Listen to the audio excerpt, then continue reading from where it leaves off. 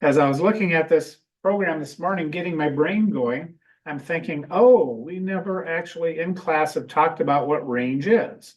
Range doesn't have to be part of a for loop. It's just used as part of a for loop. It's a built-in Python function that generates a sequence of numbers. So if I want a sequence of numbers from 2 till 19, you have to stop one early, and then of course, sometimes you don't stop early, and sometimes you do, it depends on what you're doing. So if I run this, this is going to generate a range of numbers or a sequence from 2 to 19. And there it is. I'm sorry, 2 to 9. Oh, it doesn't do 2 to 9. Why is it starting at 0? Isn't this the beginning one? Interesting. Oh, I'm just printing that. I'm not iterating through it. That's what I'm doing. I'm printing the object. So I need to figure that out.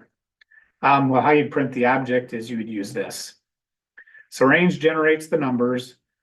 And then those numbers are used in the loop. So I is a throwaway variable or a counter variable. I is a very common variable to use when you're counting because it doesn't mean anything. In this case, we're just wanting to count through 0, 1, 2, 3, 4, 5, 6, 7, 8, 9. And we're printing out the numbers so we know where in the world we're at.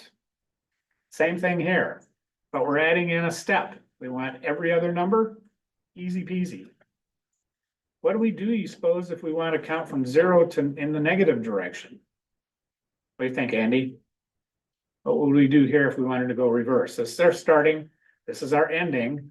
We're going to step by 2. What if we wanted to count backwards? In front of it, I'm assuming.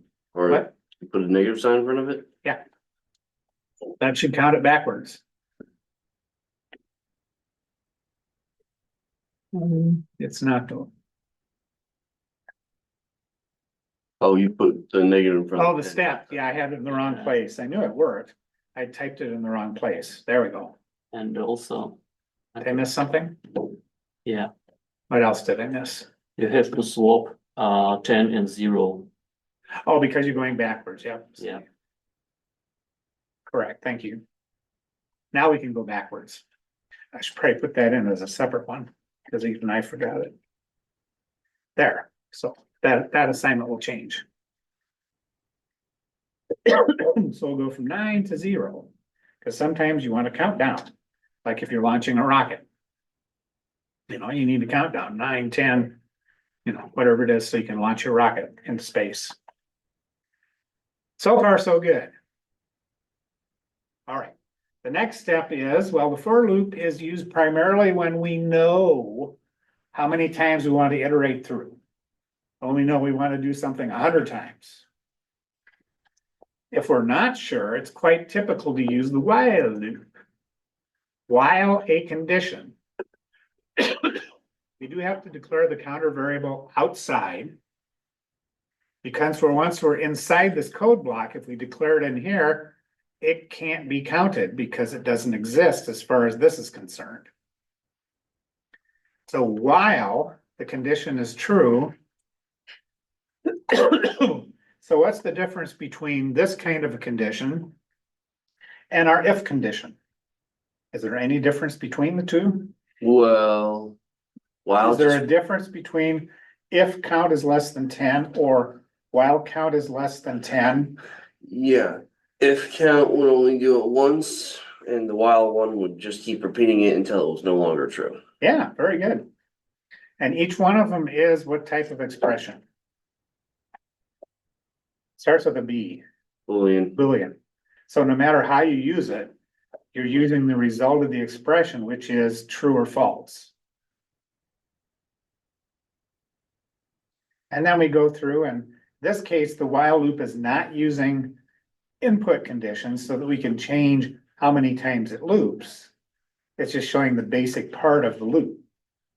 However, of course, let's go through some other things before we change things with input.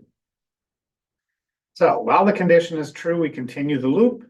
Well, sometimes we want to break from the loop early. Right? Well, it's not best practice necessarily, but sometimes break is an easy way to get out of a menu. If you have a menu system and you have exit, then you might put a break in there to get out of the menu system right now. Is it generally a good practice to use breaks a lot? Not particularly, but It'll work, but it's not really the best way to do it. it's not necessarily a best practice, but one place it does work is like in a menu system.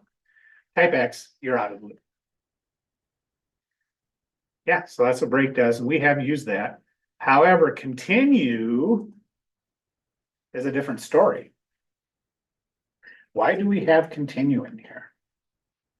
Well, we're doing two conditions. While the count is less than 10. So while the count is less than 10 is true the first time around because count is equal to 0. And so now after that condition is passed and that evaluates as true, we go to if. If count modulus 2 is not equal to 0, well, we go on count plus 1. No, we go on to print count and then count plus equals 1. The next one is 1. So when we have 1 modulus 2, that is 1, which is not equal to 0. Count modulus 3 is 1, and that is not equal to 0, then we break out of the loop, but we count one more time. Did I say that right? I think so. Yeah. So it should end. It will print all the even numbers. And break or continue means it's jumping right from here, right to the top of the loop, and it doesn't print it. It does count no matter which way we go, but it's only going to print the even numbers starting with 0. I think I said that one wrong.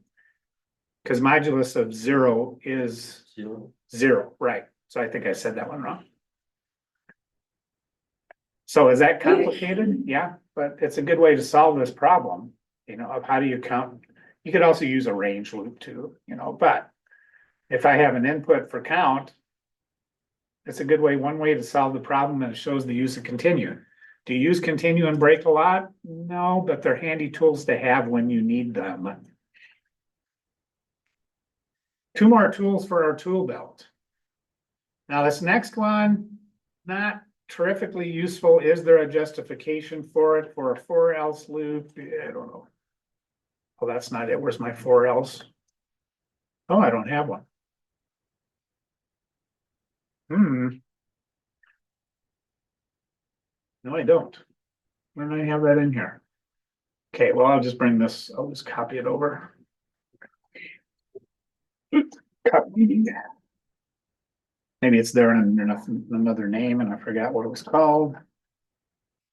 Or else is another combination. Look at here. What is this first thing that we have? Why is this? Oh, it's not lined up. Yes, there is a formatter. Oh. Yeah. Whoops. It doesn't like my single space. My indenting is terrible. It doesn't like me at all because I copied and pasted it. And my indenting here is not correct. All right, there we go. Whoops. There. Now I'm perfect. So what kind of a data type is this? There's 2 ways to describe what kind of data object is this. What is this structure? Is it maybe a term to call it? What kind of structure is this? In the list, It's a list of integers. So integers, the data type, numbers would be the structure, maybe is how you think of it. One way to think of it. So for num and numbers means that this is what's called an iterable. In Python, that means it's already got looping built into it. It can iterate from this to this to this to this to this. So it can go from num in numbers, it'll pull out 1, it'll pull out 2, it'll pull out 3, it'll pull out 4, it'll pull out 5, and then at the end it says, oops, there's nothing left, we better get out of here. If number is equal to 6, we're going to print number 6 found. So we loop through this part, else happens whenever we're complete with the list. Yeah, if we didn't break. if we didn't break. Mhm. So, yeah, this is a little bit of a interesting way to solve the problem. But it does illustrate what else does. It only else operates if you finish the loop. Yeah, Is that a better, yeah, that's a better way to say it. yeah, Else operates with a for else if you finish the loop. If you don't finish the loop, you move on past that. Okay. Used a lot, not so much.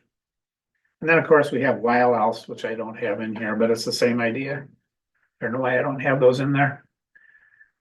As long as we don't get, you know, as long as the condition is less than 5, in this case, we could break and it would jump past it, or in this case, I just illustrated that this is going to run once the loop is done. But anything's going to run once the loop is done, so not a terrific example, but it's the same idea. Now, we come to the fun stuff. Why do we do all these things?